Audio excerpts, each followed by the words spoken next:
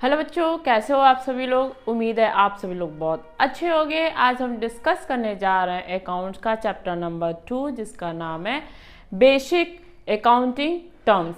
ठीक है, जो छोटी छोटी अकाउंटिंग टर्म्स हैं जिसके बारे में हमको जानना बहुत ज़्यादा ज़रूरी है, उसके बारे में हम डिस्कस करेंगे इस चैप्टर में। एक एक पॉइंट्स को, एक एक टॉपिक को, ठीक है, हम लोग क्या करेंगे, क्लियर करेंगे इस चैप्टर में। तो आइए हम स्टार्ट करते हैं। पहला क्या टर्म्स है, बिजनेस ट्रांजेक्शन। बिजनेस ट्रांजेक्शन्स क्या होता है, जो भी बिजनेस में ट्रांजेक्शन होता है मनी का टर्म्स, मनी के टर्म्स में, ठीक है, उसको हम क्या कहेंगे, बिजनेस ट्रांजेक्शन्स कहेंगे। A business transaction is an economic activity of the business that change its financial position. Business transactions क्या है, यह इकोनॉमिक्स एक्टिविटी है जो चेंज करता है बिजनेस के फाइनेंशियल पोजीशंस को। ठीक है, अब उसके बाद देखते हैं इवेंट। नेक्स्ट टॉपिक क्या है, event. An event is the consequence और रिजल्ट ऑफ ए ट्रांजेक्शन। जो भी आप ट्रांजेक्शन्स कर रहे हो उसके जो रिजल्ट्स होते हैं उसको हम क्या कहते हैं, इवेंट कहते हैं। ठीक है, एक एक टॉपिक आप, एक एक पॉइंट्स को आप समझते जाइएगा। ठीक है, ज़्यादा टफ नहीं है, छोटा सा चैप्टर है। आई थिंक इसी वीडियो में कंप्लीट हो जाएगा पूरा। इसके बाद हम देखेंगे कैपिटल। कैपिटल क्या होता है, जब ओनर बिजनेस में जो पैसा लगाता है, इन्वेस्टर जो ओनर होता है, ठीक है, बिजनेस का, वो पैसा जो लगाता है स्टार्टिंग में बिजनेस में, उसको हम क्या बोलते हैं, कैपिटल बोलते हैं। इसके जो फॉर्म्स होते हैं, या तो आप कैश के फॉर्म्स में भी लगा सकते हो, गुड्स के फॉर्म्स में भी लगा सकते हो, एसेट्स के भी फॉर्म्स में लगा सकते हो। ठीक है, तो देखते हैं, it refers to the amount invested by the proprietor in a business enterprises. किसके द्वारा इन्वेस्टेड किया गया है, प्रोप्राइटर। प्रोप्राइटर मतलब ओनर, जो बिजनेस का ओनर है उसके द्वारा जब बिजनेस में इन्वेस्ट किया गया है उसको हम क्या बोलेंगे, कैपिटल बोलेंगे। किस फॉर्म में हो सकता है, कैश के भी, गुड्स के भी, एसेट्स के भी। ठीक है, और इसके फॉर्मूला होते हैं, capital equal to assets minus liability. Assets और लाइबिलिटी इसके नीचे हम डिस्कस करेंगे क्या होता है, लेकिन आप फार्मूला ध्यान रखना, capital is equal to assets minus liability. ठीक है, अब हम देखेंगे लाइबिलिटी क्या होती है। लाइबिलिटी होती है दायित्व, आप कह सकते हो, जैसे कि आपको किसी को पैसा देना हो, ठीक है, किसी बाहर वाले व्यक्ति को पैसा देना है, उसको हम क्या कहते हैं, लाइबिलिटी कहते हैं। वो हमारे लिए लाइबिलिटी हो गया। मान लो हम आपसे अपने बिजनेस में 10,000 का उधार लिए हैं, ठीक है, तो हमको आपको पैसा पे करना है, हम आपको पे करेंगे, तो मेरे लिए क्या है, लाइबिलिटी है। तो it refers to the amount which the firms owe to outsider excepting the amounts owe to proprietor.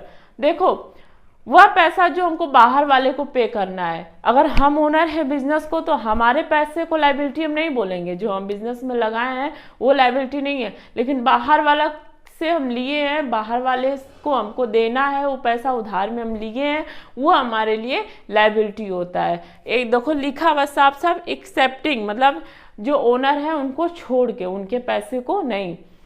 Liability is equal to क्या होता है, एसेट्स माइनस कैपिटल। इसके बाद हम देखेंगे types of liability. Internal liabilities. Internal liabilities क्या होता है, जो ओनर्स होते हैं, जो प्रोप्राइटर्स होते हैं, उनका जो पैसा है कैपिटल या एक्यूमुलेटेड प्रॉफिट, वो क्या होता है आपका इंटरनल लाइबिलिटीज होती है। ठीक है, जिसको हम ओनर्स का अगर पैसा देना है तो वो इंटरनल लाइबिलिटी हो गया। एक्सटर्नल लाइबिलिटी, जो पैसा बाहर वालों को देना हो उसको एक्सटर्नल लाइबिलिटीज बोलते हैं। इसके बाद हम देखेंगे लॉन्ग टर्म और non current assets. Long term में क्या होता है, वह पैसा जो आपको 1 साल के बाद देना हो, ठीक है, 1 साल के बाद देना हो, उसको हम लॉन्ग टर्म लाइबिलिटी कहते हैं।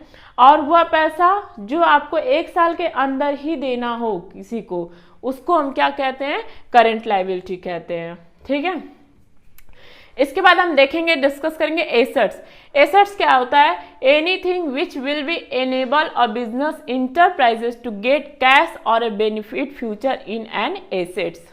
एसेट्स में होता है आपका कोई भी ऐसा चीज जो आपको फ्यूचर में बेनिफिट्स दे, ठीक है, उसको हम क्या कहेंगे, एसेट्स। एसेट्स में आपका हो जाएगा लैंड, बिल्डिंग, फर्नीचर, ठीक है, डेबिटर्स, इसके बाद हम देखेंगे types of assets, non current assets, current assets, fictitious assets. ठीक है, नॉन करेंट एसेट्स क्या होता है, वह एसेट्स जो 1 साल से अधिक के लिए है। ठीक है, जैसे प्लांट, बिल्डिंग्स, ठीक है, ये सब 1 साल से अधिक के लिए यूज होता है, जिसको हम नॉन करेंट एसेट्स बोलेंगे। करेंट एसेट्स क्या होता है, करेंट एसेट्स जो 1 साल से कम के लिए होता है उसको हम क्या कहते हैं, करंट एसेट्स कहते हैं। ठीक है, जैसे में स्टॉक, डेबिटर्स, ये सब आपका किसका एग्जांपल आएगा, करंट एसेट्स का आएगा। फिर है फिक्टिशियस एसेट और नॉमिनल एसेट्स, वह एसेट जिसमें हम रेगुलर जैसे पैसा कुछ समय के लिए खर्चा करते हैं और वो उसको जो बेनिफिट्स है हमको लंबे समय तक मिलता रहता है। ठीक है, लंबे समय तक क्या होता है, उसकी बेनिफिट्स मिलती रहती है, उसको हम क्या बोलते हैं, फिक्टिशियस एसेट बोलते हैं। जैसे एडवर्टाइजमेंट एक्सपेंसेस, अगर आप एडवर्टाइजमेंट के लिए जो खर्चा किए हैं, ठीक है, तो हमको क्या है, उसका जो बेनिफिट्स है हमको लंबे समय के लिए मिलेगा। ठीक है, इसके बाद हम देखते हैं ड्राइंग्स। ड्राइंग्स क्या होता है, ड्राइंग्स वह चीज़ होती है जो अगर कोई बिजनेसमैन है, मान लो मेरा बिजनेस है और हम बिजनेस से पर्सनल यूज के लिए कोई सामान लिए, मान लो फर्नीचर का है, तो फर्नीचर में हम चेयर अपने घर लेके गए तो उसको हम क्या बोलेंगे, ड्राइंग बोलेंगे। या कैश निकालेंगे बिजनेस से अपनी पर्सनल यूज के लिए, उसको हम क्या बोलेंगे, ड्राइंग बोलेंगे। अगर वही चीज़ ऑफिस के लिए निकालेंगे तो वो ड्राइंग नहीं होगा। ठीक है, लेकिन जब पर्सनल यूज के लिए हम अपने उसको घर लेके जाते हैं तो उसको हम क्या बोलेंगे, ड्राइंग बोलेंगे। फिर एक्सपेंसेस, एक्सपेंसेस मतलब जो भी लागत आपका लगता है, खर्चे, जो भी खर्चे आते हैं सामान को बनाने में, ठीक है, उसको हम एक्सपेंसेस बोलते हैं। और रेवेन्यू में क्या होता है, मान लो ये मार्कर हमने 8 रुपये का बनाया है तो ये एक्सपेंसेस हो गया 8 रुपया, और इसी मार्कर को अगर हम 10 रुपये में सेल कर दिए तो 10 रुपये जो मेरा हुआ वो क्या होता है, रेवेन्यू होता है। 10 रुपये जो मेरा सेल हुआ वो क्या हुआ, 10 रुपये जो हमने अर्न किया वो रेवेन्यू होगा। इसके बाद आता है इनकम। इनकम क्या होता है, रेवेन्यू माइनस एक्सपेंसेस। मतलब 8 रुपये का मार्कर बनाया, 10 रुपये का बेचा, तो 10 माइनस 8 करेंगे तो जो निकल के आएगा 2 रुपये, वो हमारा क्या हो जाएगा, रेवेन्यू हो जाएगा। इसके बाद आता है प्रॉफिट। प्रॉफिट में क्या होता है, total revenue minus total expenses करेंगे तो आपके प्रॉफिट निकल के आ जाएगी। लॉस क्या होता है, फिर वही बात कि लॉस में मान लो कि हमने मान लो ये मार्कर 8 रुपये का बनाया और इसको बेच दिया 7 रुपये में, तो हमको 1 रुपये जो घाटा गया उसको हम क्या बोलेंगे, लॉस बोलेंगे। ठीक है, फिर गेन। गेन क्या होता है आपको, गेन जैसे आप सट्टेबाजी कर लिए, ठीक है, जो कभी कभार आपको हो जाता है, ठीक है, लक बाई चांस हो जाता है, उसको हम क्या बोलते हैं, गेन बोलते हैं। जैसे हमने सट्टाबाजी कर लिया, ठीक है, उसमें हमको क्या हुआ, प्रॉफिट हो गया, ठीक है, मैंने विन कर लिया तो मेरे लकी ड्रा हो गया, लकी ड्रा हमने किया, उसमें मैंने 10 लाख रुपए जीत गए, तो वो 10 लाख रुपए क्या मेरा परमानेंट तो नहीं है ना, बिजनेस के से तो आ नहीं रहा है, तो जिसको हम क्या बोलते हैं, गेन बोलते हैं। इसके बाद आता है परचेजेस। परचेजेस में क्या होता है, परचेजेस में जब आप कोई सामान, मान लो कि ये मार्कर हम किसी से खरीद रहे हैं, ठीक है, तो ये हमारे लिए क्या हो गया, परचेज हो गया, ठीक है, हमने उसको परचेज किया और इसी मार्कर को हमने क्या किया, रिटर्न कर दिया, ठीक है, हमने वापस कर दिया, कुछ बेचा, कुछ मेरे पास स्टॉक पड़ गया तो मैंने उसको रिटर्न कर दिया, तो उसको हम क्या बोलेंगे, परचेज रिटर्न भी बोलेंगे या परचेज आउटवर्ड्स भी बोलेंगे। ठीक है, इसको परचेज आउटवर्ड्स भी बोलते हैं, परचेज रिटर्न भी बोलते हैं, ये दोनों हो गया। इसके बाद हम देखते हैं सेल्स। सेल्स क्या होता है, जब जो सामान हमने ये मार्कर खरीदा हुआ था, ठीक है, अब इस मार्कर को हम खुद सेल करेंगे तो ये तो सेल्स हो गया, और हमने जो सेल किया हुआ है इस मार्कर को, जिसको सेल किया वहां से हमको वापस आ गया, रिटर्न आ गया, मेरे पास आ गया, तो वो क्या होगा, सेल्स रिटर्न होगा, उसको सेल्स इनवर्ड भी बोलते हैं। इसके बाद हम देखेंगे कैपिटल रिसिप्ट। कैपिटल रिसिप्ट क्या होता है, जैसे कैपिटल रिसिप्ट वह रिसिप्ट होता है जो इनरेगुलर बेसिस पे होता है। जैसे मेरे पास मान लो एक्स्ट्रा फर्नीचर पड़ा हुआ है, हमने सेल कर दिया, उससे जो पैसा मिला उसको हम क्या बोलेंगे, कैपिटल रिसिप्ट बोलेंगे। लेकिन रेवेन्यू रिसिप्ट क्या होता है, ये रेगुलर बेसिस पे होता है, ठीक है, ये आपको क्या होता है, इससे हमेशा आपको इनकम होगा, हमेशा आपको प्रॉफिट होगी, ठीक है, इससे हमेशा आपको इनकम होगा, तो उसको हम क्या कहेंगे, रेवेन्यू रिसिप्ट बोलेंगे। अब हम देखते हैं अकाउंट्स क्या होता है। ठीक है, अकाउंट वह चीज़ होता है जहाँ पे सिमिलर ट्रांजेक्शन लिखे जाते हैं। प्लस का जो ट्रांजेक्शन होगा एक साइड लिखा जाएगा, माइनस का ट्रांजेक्शन होगा माइनस साइड लिखा जाएगा। An account is a record of all business transaction relating to a particular person or items. जो भी बिजनेस का ट्रांजेक्शन है, पर्सन या आइटम्स का, सारे ट्रांजेक्शन्स को क्या किया जाएगा, रिकॉर्ड किया जाएगा। In all accounting we keep a separate record of each individual assets, liability, expenses और इनकम। जितने भी अकाउंटिंग्स हैं, ठीक है, एसेट्स, लाइबिलिटी, सबको सेपरेट रिकॉर्ड किया जाएगा। इसको हम दो साइड्स में डिवाइड करते हैं। एक साइड होता है, इसको डेबिट साइड बोलते हैं, जिसको लेफ्ट हैंड साइड बोलते हैं। एक होता है आपका क्रेडिट साइड, जिसको हम राइट हैंड साइड बोलते हैं, ठीक है। इसके बाद हम देखते हैं कैपिटल एक्सपेंडिचर। कैपिटल एक्सपेंडिचर मतलब खर्चा, वह खर्चा जो रेगुलर बेसिस पे नहीं होता है। जैसे आपने एक लैंड बिल्डिंग्स परचेज कर लिया, मशीनरी परचेज कर लिया, ये आपका खर्चा रेगुलर बेसिस पे नहीं होता है, तो इसको हम क्या बोलेंगे, कैपिटल एक्सपेंडिचर। रेवेन्यू एक्सपेंडिचर क्या होता है, वह खर्चा जो आपका रेगुलर बेसिस पे होते हैं, ठीक है, प्रोडक्शंस करने के लिए रॉ मटेरियल्स हो गया, फ्यूल्स हो गया, ठीक है, तो इसको हम क्या बोलते हैं, रेवेन्यू एक्सपेंडिचर बोलते हैं। फिर आता है deferred revenue expenditure. Deferred revenue expenditure क्या होता है, वह खर्चा जो आपको रेगुलर बेसिस पे करते हैं, लेकिन जो उसका बेनिफिट है वो लंबे समय तक मिलता है, ठीक है, उसको हम क्या कहते हैं, डेफर्ड रेवेन्यू एक्सपेंडिचर। इसके बाद क्या करते हैं, एंट्री। जब ट्रांजैक्शन हम रिकॉर्ड करते हैं उसको हम क्या कहते हैं, एंट्री कहते हैं। इसके बाद है बैड डेब्ट। बैड डेब्ट मतलब जिससे हमको पैसा लेना है और वह पैसा हमें नहीं मिलने वाला, ठीक है, कोई उम्मीद ही नहीं है, कोई चांस ही नहीं। मान लो मैंने 10,000 का उधार दिया, 10,000 का मैंने उधार दिया, तो उसमें से मुझे 5,000 मिल गए, 5,000 मुझे मिलने का कोई उम्मीद नहीं है, तो उसको हम क्या कहेंगे, बैड डेब्ट कहेंगे, ठीक है।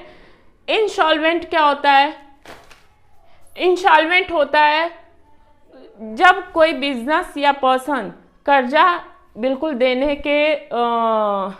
नहीं सकता है, देने के कगार पे नहीं है, वो कर्जा नहीं दे सकता, उसको हम क्या बोलते हैं, इंसॉल्वेंट। कहे तो दिवालिया, ठीक है, दिवालिया निकलना, जिसको बैंक घोषित कर देती भाई इस दिवालिया हो चुका है, इसके पास कुछ नहीं है कि आपका कर्जा भर सके। लेकिन सॉल्वेंट में क्या होता है, सॉल्वेंट में वह व्यक्ति आपका कर्जा चुका सकता है, ठीक है, उसके पास कैपेसिटी है को कर्जा आपका चुका सके। इसके बाद है स्टोरेज। अगर ऑर्गेनाइजेशन कोई सामान को क्या किया है, अपने कंज्यूम के लिए रखा हुआ है, तो उसको हम क्या कहते हैं, स्टोरेज कहते हैं, वो रीसेल उसको नहीं करेगा। Revenue from operations. देखो रेवेन्यू क्या होता है, रेवेन्यू मतलब होता है कि हमने आपको बताया भी था, रेवेन्यू में क्या होता है कि जितना भी इनकम होगा, जैसे रेंट से आपको जो इनकम हुआ, इंटरेस्ट से हुआ, डिविडेंड से हुआ, ये सब आपका रेवेन्यू में जोड़ा जाएगा, ठीक है। लेकिन रेवेन्यू फ्रॉम ऑपरेशन, सेल से हुआ ये सब, लेकिन रेवेन्यू फ्रॉम ऑपरेशंस में क्या आता है, जो बेसिकली केवल सेल्स से आपका इनकम जनरेट होता है, जो पैसा मिलता है केवल सामान को सेल्स करने पे, उसको हम क्या कहते हैं, रेवेन्यू फ्रॉम ऑपरेशंस बोलते हैं। फिर आती है एंटिटी। एंटिटी मतलब होता है पहचान। बिजनेस का अपना अलग पहचान होता है, ओनर्स का अपना अलग पहचान होता है। टर्नओवर, जो भी टोटल सेल्स आपके हो रहे हैं, ठीक है, उसको हम क्या कहते हैं, टर्नओवर कहते हैं। फिर है लाइव स्टॉक। अगर किसी बिजनेस में जानवरों का यूज किया जा रहा है तो उसको हम क्या कहते हैं, लाइव स्टॉक कहते हैं। नेक्स्ट है इसके बाद इन्वेस्टमेंट। अगर इन्वेस्टर, कोई व्यक्ति क्या कर रहा है, बिजनेस में इन्वेस्ट कर रहा है, इन्वेस्टर इन्वेस्ट कर रहा है, पैसा बिजनेस में डाल रहा है, उसको हम क्या कहते हैं, इन्वेस्टमेंट कहते हैं। फिर आपका होता है रिबेट। रिबेट क्या होता है, रिबेट मतलब छूट। लेकिन कैसा छूट, जब एमआरपी पे मान लो ये 100 रुपये का है, तो 100 रुपये का ये आपको हमको 90 रुपये में मिल रहा है मार्कर, तो 90 रुपये में मिल रहा है, तो जो 10 रुपये है उसको हम रिबेट बोलेंगे। रुपये में होता है रिबेट, हमेशा किस में होता है, रुपये में होता है, ठीक है, कि 10 रुपये, 2 रुपये, 20 रुपये, 100 रुपये, जो आपको छूट मिलेगा रुपये में, उसको रिबेट बोलते हैं। और जो डिस्काउंट आपका होता है, डिस्काउंट आपका परसेंटेज में मिलता है, परसेंटेज में 10%, 5%, 3%, ठीक है, ये आपको डिस्काउंट किस में मिलता है, परसेंटेज में मिलता है। डिस्काउंट में भी दो होते हैं, trade discount, cash discount. Trade discount जो होता है जनरली सभी व्यक्ति को मिलता है कि जैसे 10% का डिस्काउंट मिल रहा है आपको, तो जो सारे कंज्यूमर है उनको मिलेगा। अब कैश डिस्काउंट क्या होता है कि कैश डिस्काउंट जो व्यक्ति पैसा दे रहा है तुरंत हाथों हाथ उसको मिलेगा। जैसे नगद हमने ये बोला मार्कर कि आपको तुरंत ले जाओगे तो इस पे 10% डिस्काउंट मिलेगा, ठीक है, कैश दे के तुरंत ले जाओगे 10% डिस्काउंट मिलेगा, और अगर आप उधार लेके जा रहे हो तो आपको 2% डिस्काउंट मिलेगा, ठीक है। तो ये कैश डिस्काउंट में क्या होता है, नगद पैसा आप दो सामान ले जाओ उसमें आपको कैश डिस्काउंट मिलेगा। फिर बाउचर क्या होता है, ये एक तरह का बिल होता है। जब आप परचेज सेल्स कर रहे हो, जो भी ट्रांजेक्शन्स कर रहे हो, उसके क्या होते हैं, जो आपको बिल मिलता है, ठीक है, उस बिल को आप रिकॉर्ड करते हो, ठीक है, ऑथराइज बिल होता है एक डॉक्यूमेंट्स के रूप में, उसको हम क्या बोलते हैं, वाउचर्स बोलते हैं। फिर इसके बाद गुड्स होता है। गुड्स मतलब जो सामान हम रीसेल के लिए परचेज करते हैं, रीसेल के लिए, ठीक है, उसको बेचने के लिए, उसको हम गुड्स बोलेंगे। फिर कास्ट मतलब लागत, कि मैंने ये मार्कर बनाया 8 रुपये में, तो 8 रुपये का जो टोटल खर्चा हुआ, इंक का, प्लास्टिक का, मशीनरी का, लेबर का, ये सब चीज़ ऐड कर लेंगे तो इस पर 8 रुपये मेरा गिरा पर मार्कर, तो हम इसको क्या बोलेंगे, 8 रुपये मेरा कास्ट है, ठीक है। अब हम देखेंगे ट्रेड पेएबल्स क्या होता है। ट्रेड पेएबल्स में होता है जिसको हमको पैसा देना हो आपको, ठीक है, हमने उधार लिया किसी से, हम पैसा पे करेंगे, उसको हम ट्रेड पेएबल्स बोलेंगे। उसमें क्या आता है, क्रेडिटर्स और बिल पेएबल्स। क्रेडिटर्स क्या होता है कि वही बात की जिसको हम पैसा देंगे, जिसको हमने सामान लिया उधार में, हम उसको पैसा देंगे, उसको क्रेडिटर्स बोलते हैं। अब बिल्स पेएबल में क्या होता है कि हम प्रॉमिस करते हैं, एक बिल्स को मिलता है, हम प्रॉमिस करते हैं कि भाई 3 महीने के अंदर हम आपका पैसा क्या करेंगे, पे कर देंगे, इसको हम क्या कहेंगे, बिल्स पेएबल बोलते हैं। इसी का जस्ट उल्टा होता है ट्रेड रिसीवेबल। ट्रेड रिसीवेबल में क्या होता है कि हमने किसी को उधार दिया है, ठीक है, अब तक तो हमने कहीं उधार लिया था, जब हमने उधार लिया था तो उसको ट्रेड पेएबल बोलेंगे कि हमने उसको पैसा देना है हमें। और ट्रेड रिसीवेबल में क्या होता है, हम सामान किसी को उधार दिए, हमको पैसा लेना है, ठीक है, हमको पैसा लेना है तो हम उसको ट्रेड रिसीवेबल बोलेंगे। और डेबिटर्स में भी वही होता है कि हमको पैसा लेना है किसी से, ठीक है। बिल रिसीवेबल्स क्या होता है कि हम प्रॉमिस, हमको लिख के देता है बंदा, हम प्रॉमिस करवाते हैं कि भाई तुम 3 महीने में मेरे पैसे को क्या करोगे, पे कर दोगे। इन्वेंट्री क्या होता है, इन्वेंट्री का मतलब होता है कितना टोटल माल हमारे बिजनेस में पड़ा हुआ है, दुकान में जितना टोटल माल है उसको हम इन्वेंट्री बोलते हैं। ये 4 टाइप्स में डिवाइड किया गया है। इन्वेंट्री ऑफ रॉ मटेरियल्स, कच्चे माल अगर प्रोड्यूसर हैं, ठीक है, गुड्स प्रोड्यूस कर रहे हैं तो उनके पास जो रॉ मटेरियल्स है उसको हम बोलते हैं inventory of raw material. Work in progress, मान लो कि हमने क्या किया है, ये कपड़े बना रहे हैं, ठीक है, अगर इसका कॉटन है, ठीक है, कॉटन रखा हुआ है तो ये आपका रॉ मटेरियल हो गया। कॉटन को हम कॉटन से हमने हाफ अभी कपड़े बना रखे हैं, अभी पूरे वो कंप्लीट फिनिश में नहीं है तो उसको वर्क इन प्रोग्रेस बोलेंगे। और इन्वेंट्री ऑफ फिनिश गुड्स, अब वही कपड़ा बन के पूरा रेडी हो जाएगा तो उसको क्या बोलेंगे, वर्क इन फिनिश गुड्स, ठीक है, वो कंप्लीट हो चुका है। इसके बाद inventory of stock in trades में क्या होता है, इसमें आप क्या करते हो, दूसरे से सामान लेते हो फिर बेचते हो, ठीक है, उस सामान को हम क्या कहते हैं, inventory of stock in trade. इसके बाद स्टॉक क्या होता है, स्टॉक जो हम सामान रखते हैं, ठीक है, उसको हम स्टॉक बोलते हैं। और जब इस बिगनिंग में उस सामान का मतलब कैलकुलेट करते हैं तो उसको हम ओपनिंग, उसको चेक करेंगे, अगर बिगनिंग में चेक करेंगे सामान लाने के बाद तो उसको ओपनिंग स्टॉक बोलेंगे, और साल के अंत में उस सामान को चेक करेंगे तो उसको हम क्लोजिंग स्टॉक बोलेंगे। ये चैप्टर नंबर 2 आपका हो गया कंप्लीट। नेक्स्ट वीडियो में हम लेके आएंगे चैप्टर नंबर 3। तब तक हमारे वीडियो को हमारे चैनल पे बने रहिए, इसको शेयर कीजिए, लाइक कीजिए, सब्सक्राइब कीजिए। Thank you so much.